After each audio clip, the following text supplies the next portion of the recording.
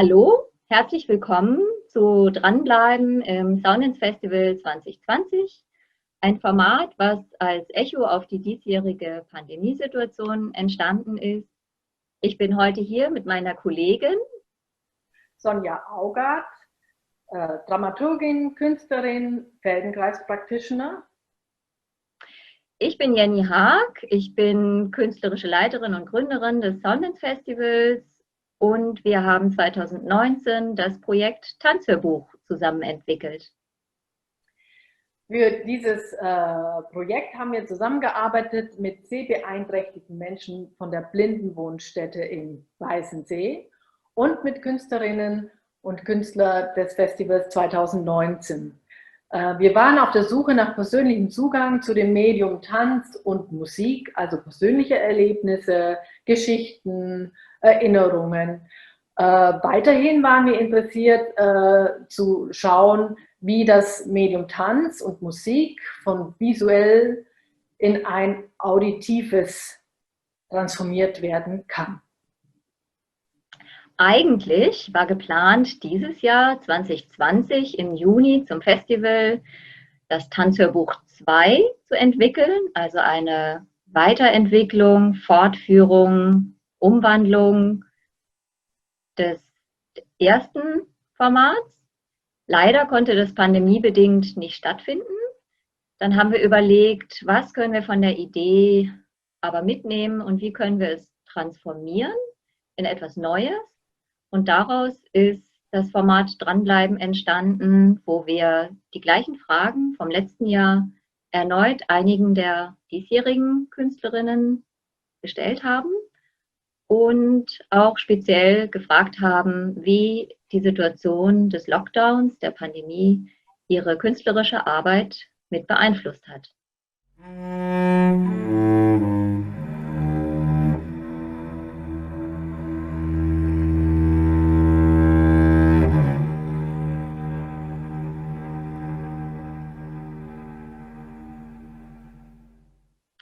We are here today in the interview joined by two of the festival artists from Soundance Festival 2020, Hsiao-Ting Li, dancer, choreographer based in Essen, and Gábor Hartyáni, based in Berlin.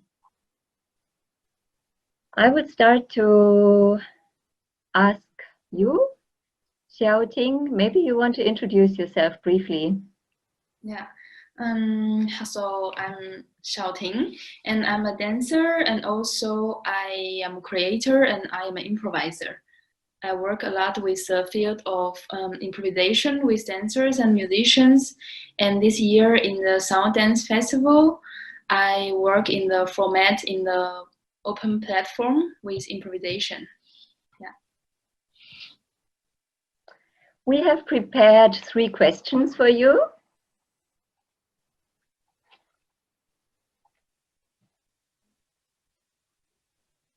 Ting, is there a special experience you associate with dance or music?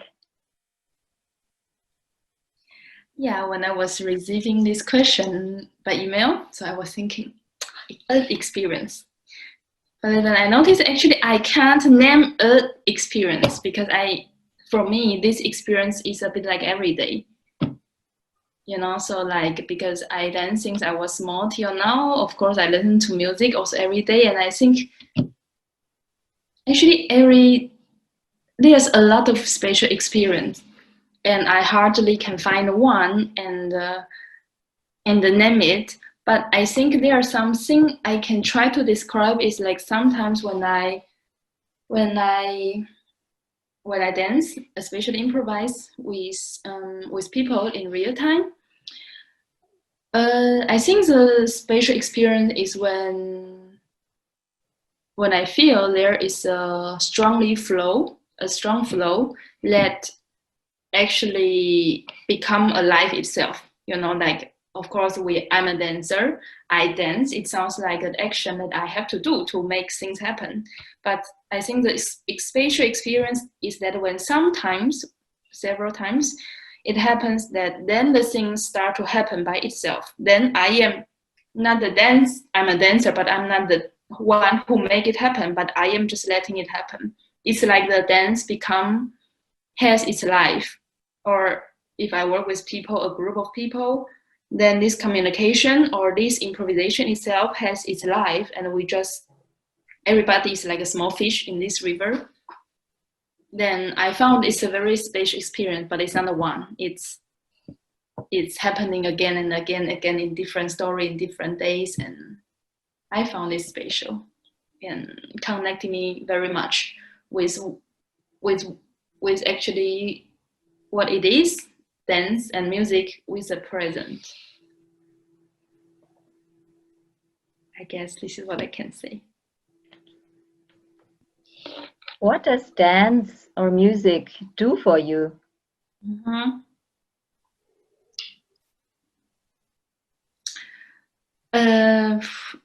If I just say really straight, dance just makes me dance. Like I was like, yeah, what does dance do for me? It can be so big or so deep or so. But when I really think, actually, it just makes me dance. And it makes me continue to dance. It's really simple. But if I try to think deeper, if I try to explain it really, what does it do for me besides it makes me dance? Because I think dancing is moving, dancing is an action of moving.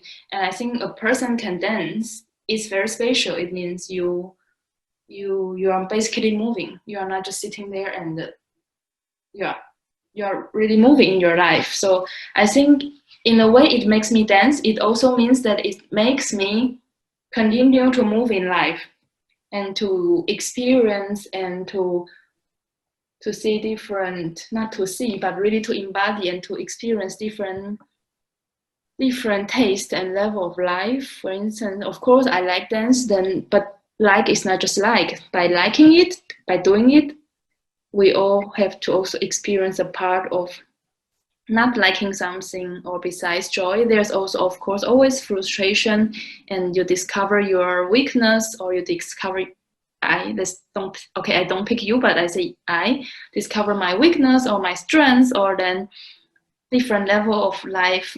I think it makes me dance in life. It not makes me just dance in the stage, but it makes me dance and improvise in life. And music is the same. I think music is the same, but I think music has a special power for me because I'm not a musician.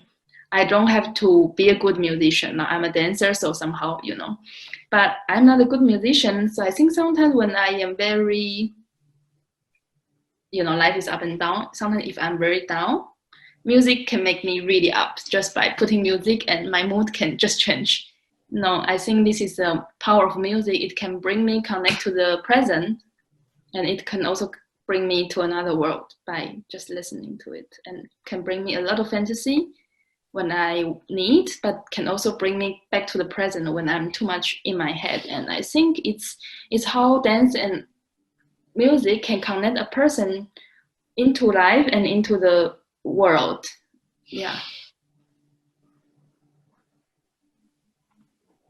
How has the corona pandemic affected your artistic practice?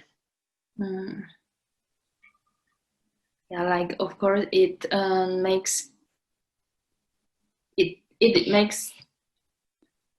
is very difficult now to work with a group of people that I usually do, and it makes all of the artists around me and myself, we hardly can find a chance to improv together. And I found it was one moment brings a lot of frustration or depression, because then I was alone.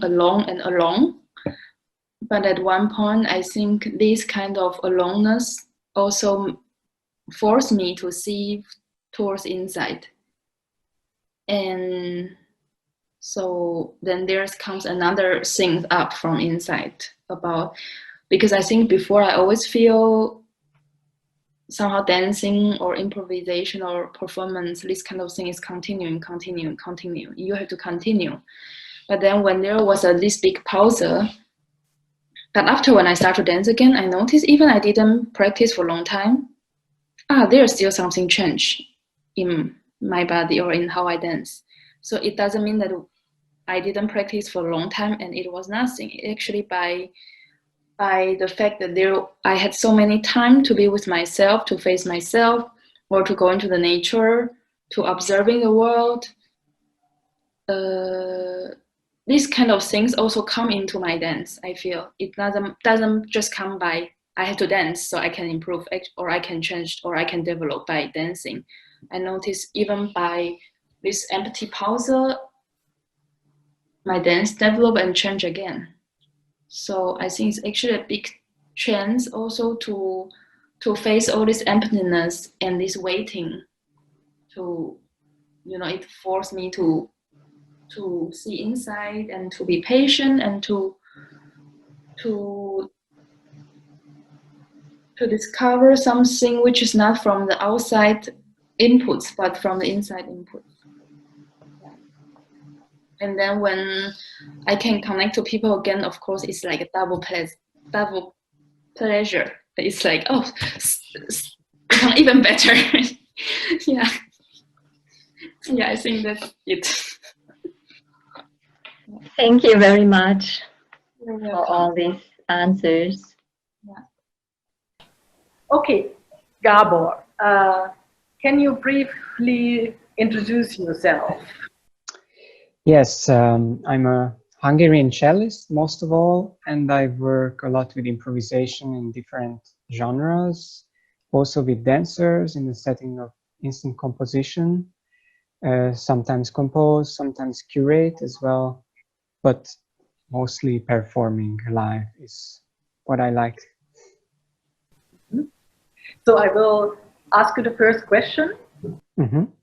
Is there a special experience you associate with dance or music? Yes, it was also a tricky question to choose one thing, because it's a lot of things happening every time when we play or move. But maybe the most important or the most impactful, it's also for me, is being in this state of flow, I would also call it, but also it's close to meditation, when I can really let the music and the dance happen and can listen on a heightened level also to myself and also what is happening in the space, what the dancers or other musicians are doing, and kind of losing myself in the whole, if I can say that. It liberates also in a way, especially in an improvised setting, that there is no clear expectation directed toward me in terms of what I have to play, how, if I'm gonna make mistakes, if I can play that melody or that progression, or if my technique gonna be perfect or not. Probably this is why I was drawn to improvisation and working with dancers, because I could let go of these outside pressures and expectations. And this is very, as I said, liberating and maybe even healing or therapeutic. Yeah, I would highlight this one.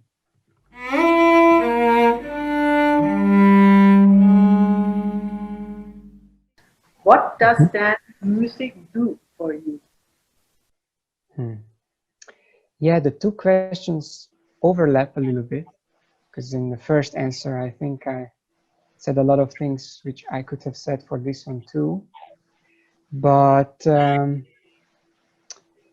it does different things in different situations. When, let's say, when I'm listening to music, I can get lost in the stories that the record or the players are trying to tell, and evoke certain imaginations and feelings, which can have different emotional effects, calming, bringing back memories,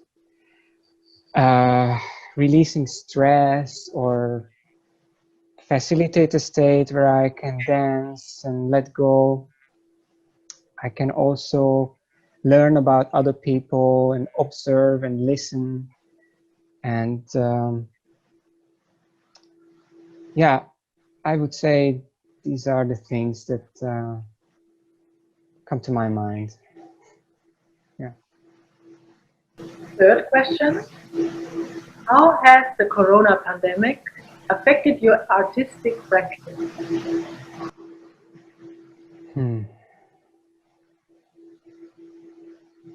Yeah, it has been now almost, I guess, half year, more since March, and it was almost like a roller coaster, a lot of positives and a lot of negatives, and it still keeps changing and adding, and I keep growing.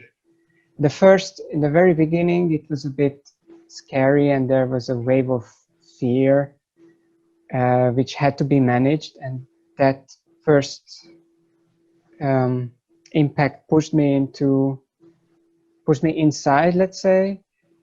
Also in terms of my musical practice, I went into practicing, taking courses, and working on things that I didn't have time for before. And on the other hand, I also went deeper into meditation or yoga, and just to create a mindset where I can endure the lockdown and all the fear, and then this media hype that was constantly coming at us. So on both sides, it was very beneficial. And then later on, there was a little bit of possibility to work again, thanks to the Sundance Festival, which was really a really good thing to do something and work on something and share it with the world. But after that, like many of my programs and plans were canceled, and things are not really coming back.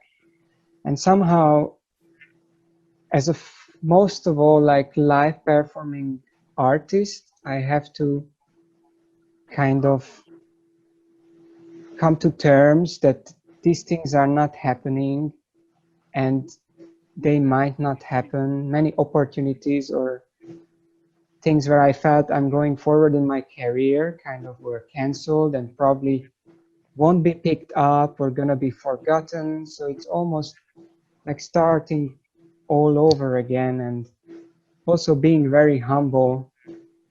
One thing I also want to mention, and it made me realize how much I was not dependent, but how important it was that I can perform. I have the feedback of the audience. I have the feedback, let's say, from organizers by inviting me back, by being curious of what I'm doing. And this kind of self-evaluation, which comes a little bit from the outside, was also now almost entirely turned off. And it was a challenge to maintain motivation without clear plans and clear goals to meet and work towards. So it was tricky, but helped me to learn a lot about myself and how I'm operating as an artist. Yeah, it's pros and cons at the same time. Yeah.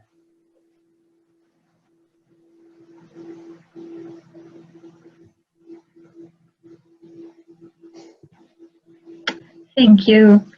From listening to each other's thoughts, now in the end, we have a little moment if there's thoughts that came up from you, from the listening to each other, or any reactions. Yeah, actually, when I was listening to Gábor answering the last question, I came up with one thought which that I actually had before, but I forgot it during I was answering. And I think it's really related together with what you said. And I think this pandemic actually, how to say, makes me to see again, or how to say, learn to improvise in life. Like improvise is not just between arts, but actually because we cannot control anything, we cannot plan anything, we cannot fix anything. It's like we all have wishes and plans, but this pandemic just like cancel everything, destroy all the plan, and right now there's no open course, there's no thing in front of you that you think I can go for it. So I think all this make me just feel, actually what can I do? Nothing, I can just improvise, like just improvise, not in dance, but really in life, just react what is coming and just continue to live in the present. And I think this is all this pandemic somehow force us to do, because it shows that there's nothing we can hold on hand and control and make it happen as how we wish. So we have to continue improvise. Yeah, I totally agree. I can relate to that. Yeah. Thank you for joining us, for sharing your thoughts. And thank you also by the festival to make this possible. And hopefully see you next year at the festival. Hopefully. Hopefully. Hopefully.